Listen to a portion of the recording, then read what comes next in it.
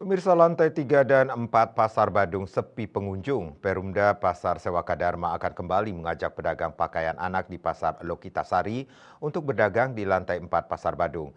Hal itu diungkapkan Direktur Utama Perumda Pasar Sewaka Dharma Kota Denpasar, Ide Bagus Kompiang Wirenate di kantor di lantai 3 Graha Yowana Suci Denpasar. Pasar Badung memiliki 4 lantai. Lantai 1 diisi pedagang sembako dan daging. Lantai 2 diisi pedagang buah dan sayur mayur. Lantai 3 diisi pedagang peralatan upacara. Dan di lantai 4 diisi pedagang pakaian serta diisi beberapa pedagang kuliner.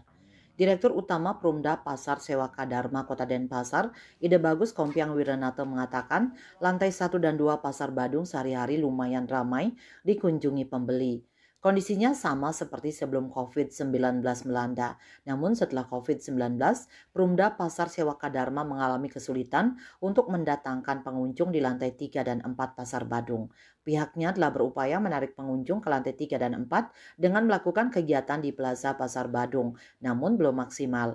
Pihaknya akan berencana berembuk dengan pedagang baju anak dan dewasa di Lokitasari untuk bisa kembali menempati tempat yang dimiliki di lantai 4 Pasar Badung, terutama pedagang baju anak, sehingga keramaian di lantai 4 Pasar Badung bisa terwujud.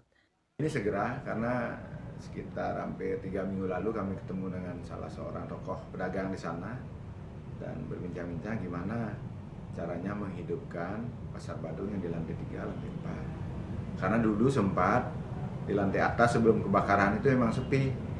Tapi setelah ada kebijakan menarik pedagang-pedagang baju anak, baju dewasa ini yang sekarang di Lokitasari itu untuk jualan di sana ternyata menjadi hidup.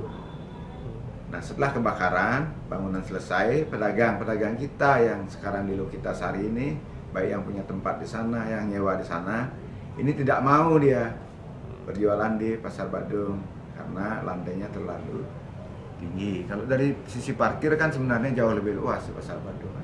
Sementara pedagang pakaian di lantai 4 Pasar Badung mengeluh sepi pengunjung.